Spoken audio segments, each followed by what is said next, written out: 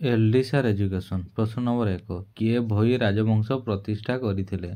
उत्तर गोविंद विद्याधर। प्रश्न नंबर 2 किए गोविंद विद्याधरଙ୍କ ପରେ ଓଡ଼ିଶାର ରାଜା ହେଲେ? उत्तर ଚନ୍ଦ୍ର ପ୍ରତାପ। ପ୍ରଶ୍ନ ନମ୍ବର 3 କେବେ ମୁକୁନ୍ଦ ଦେବ ନିହତ ହେଲେ? उत्तर 1568 ଖ୍ରୀଷ୍ଟାବ୍ଦରେ। ପ୍ରଶ୍ନ ନମ୍ବର 4 କିଏ ଓଡ଼ିଶାର ଶେଷ ସ୍ୱାଧୀନ ରାଜା ଥିଲେ? उत्तर ମୁକୁନ୍ଦ ଦେବ। ପ୍ରଶ୍ନ ନମ୍ବର 5 କେବେ ମଧ୍ୟଯୁଗୀୟ ଓଡ଼ିଶାର ସ୍ୱାଧୀନତା ବିଲୋପ ପାଇଲା? उत्तर 1568 ମସିହାରେ। ପ୍ରଶ୍ନ ନମ୍ବର 6 କିଏ ଚୈତନ୍ୟ ଚରିତାମୃତ ରଚନା କରିଥିଲେ? उत्तर କୃଷ୍ଣଦାସ କବିରାଜ। ପ୍ରଶ୍ନ ନମ୍ବର 7 କେତେ ବର୍ଷ ଶ୍ରୀଚୈତନ୍ୟ ଓଡ଼ିଶାର ପୁରୀଠାରେ ଅବସ୍ଥାନ କରିଥିଲେ? उत्तर 18 ବର୍ଷ। ପ୍ରଶ୍ନ ନମ୍ବର 8 କିଏ ଚୈତନ୍ୟ ମଙ୍ଗଳ ଗ୍ରନ୍ଥ ରଚନା କରିଥିଲେ? उत्तर ଦୟାନନ୍ଦ। ପ୍ରଶ୍ନ ନମ୍ବର 9 କିଏ ଅନର୍ଘ ରାଘବ ନାଟକ ରଚନା କରିଥିଲେ? उत्तर ମୁରାରୀ ମିଶ୍ର। ପ୍ରଶ୍ନ ନମ୍ବର 10 କିଏ ଦେଉଳତଳା କାବ୍ୟ ରଚନା କରିଥିଲେ? उत्तर ନୀଳାମ୍ବର ଦାସ। ପ୍ରଶ୍ନ ନମ୍ବର 11 କିଏ ଦାରୁବ୍ରହ୍ମ ଗୀତା ରଚନା କରିଥିଲେ?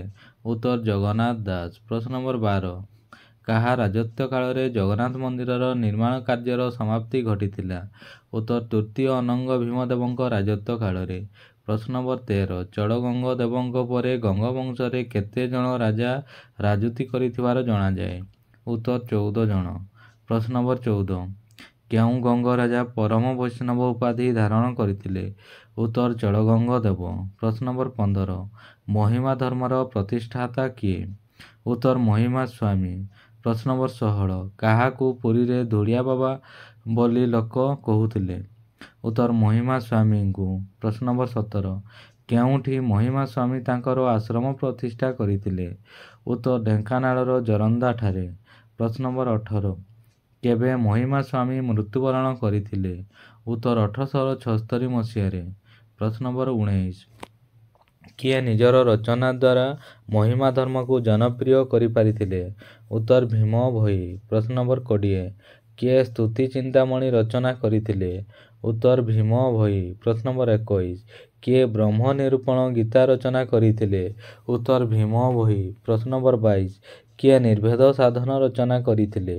उत्तर ଭୀମ ଭୋଇ। ପ୍ରଶ୍ନ ନମ୍ବର 23 ମହିମା ଧର୍ମ ଆଉ କେଉଁ ଧର୍ମ ନାମରେ ପରିଚିତ? उत्तर ଅଲେଖ ଧର୍ମ। ପ୍ରଶ୍ନ ନମ୍ବର 24 କେବେ ମହିମା ଧର୍ମୀମାନେ ସେମାନଙ୍କର ପର୍ବ ପାଳନ କରନ୍ତି? उत्तर ମାଘ ମାସ ପୂର୍ଣ୍ଣମୀ ଦିନ। ପ୍ରଶ୍ନ ନମ୍ବର 25 ଜୟକୃଷ୍ଣ ବାବା କିଏ? उत्तर ଖଣ୍ଡଗିରିଠାରେ ସତ୍ୟ ମହିମା ଆଶ୍ରମର ପ୍ରତିଷ୍ଠାତା। ପ୍ରଶ୍ନ ନମ୍ବର 26 ବିଶ୍ୱନାଥ ବାବା କିଏ? उत्तर ମହିମା ଧର୍ମର ପ୍ରଚାରକ। ପ୍ରଶ୍ନ ନମ୍ବର 27 1920 ମସିହାରେ ଅନୁଷ୍ଠିତ ଭାରତୀୟ ଜାତୀୟ କଂଗ୍ରେସର ନାଗପୁର ଅଧିବେଶନରେ ଓଡ଼ିଶାରୁ କେତେ ଜଣ ପ୍ରତିନିଧି ଯୋଗ ଦେଇଥିଲେ? उत्तर 35 ଜଣ ପ୍ରତିନିଧି।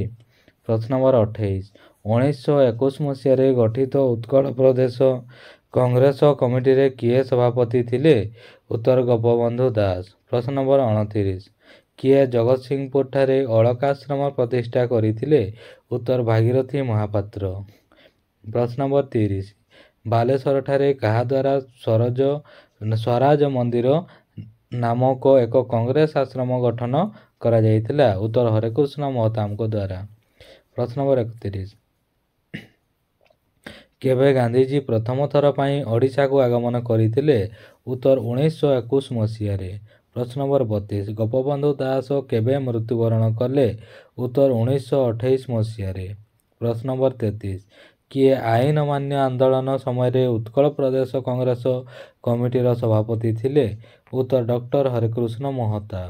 ପ୍ରଶ୍ନ ନମ୍ବର 34 ଓଡ଼ିଶାରେ କେଉଁ ସ୍ଥାନରେ ପ୍ରଥମ ଲବଣ ସତ୍ୟାଗ୍ରହ ହୋଇଥିଲା? उत्तर ଇଞ୍ଚୁଡ଼ିଠାରେ। ପ୍ରଶ୍ନ ନମ୍ବର 35 ଓଡ଼ିଶାରେ ଲବଣ ସତ୍ୟାଗ୍ରହର କିଏ ନେତୃତ୍ୱ ନେଇଥିଲେ? उत्तर ଆଚାର୍ଯ୍ୟ ହରିହର ଦାସ ଓ ଗୋପବନ୍ଧୁ ଚୌଧୁରୀ। ପ୍ରଶ୍ନ ନମ୍ବର 36 ଓଡ଼ିଶାରେ ଲବଣ ସତ୍ୟାଗ୍ରହରେ ଭାଗ ନେଇଥିବା ଦୁଇ ଜଣ ନାରୀ ନେତ୍ରୀଙ୍କ ନାମ କୁହ? उत्तर ମାଳତୀ ଦେବୀ ଓ ରମା ଦେବୀ। ପ୍ରଶ୍ନ ନମ୍ବର 37 କେଉଁ ଘଟଣା ଯୋଗୁଁ ଲକ୍ଷ୍ମଣ ନାୟକ ଫାଶୀ ପାଇଥିଲେ? उत्तर ମାଥିଲି ଗୁଳିକାଣ୍ଡ ଯୋଗୁଁ। ପ୍ରଶ୍ନ ନମ୍ବର 38 ଭାରତ ଛାଡ଼ ଆନ୍ଦୋଳନ ଚାଲିଥିବା ବେଳେ ଓଡ଼ିଶାର ନିମାପଡ଼ାଠାରେ କିଏ ପୋଲିସ ଗୁଳିରେ ମୃତ୍ୟୁବରଣ କରିଥିଲେ? उत्तर ଉତ୍ସବ ମଲ୍ଲିକ। ପ୍ରଶ୍ନ ନମ୍ବର 39 ଭାରତ ଛାଡ଼ ଆନ୍ଦୋଳନ ଚାଲିଥିବା ବେଳେ ନୟାଗଡ଼ର କେଉଁ କନ୍ଧ ବ୍ୟକ୍ତି ପୋଲିସ ଗୁଳିରେ ପ୍ରାଣ ହରାଇଥିଲେ? ଉତ୍ତର କଷ୍ଟି ଡାକୁଆ। ପ୍ରଶ୍ନ ନମ୍ବର 40 ଉତ୍କଳ ଦୀପିକାର ସମ୍ପାଦକ କିଏ ଥିଲେ? ଉତ୍ତର ଗୌରୀଶଙ୍କର ରାୟ 1864 ମସିହାରେ। ଏଲ୍ଡିସାର ଏଜୁକେସନ୍। ଦେଖନ୍ତୁ ଆପଣମାନେ ଯଦି ଭିଡ଼ିଓଟି ଭଲ ଲାଗିଥିବ ତାହେଲେ ବହୁ ମାତ୍ରାରେ ଲାଇକ୍ ସେୟାର ଏବଂ ସବସ୍କ୍ରାଇବ୍ କରିଦେବେ। ଧନ୍ୟବାଦ।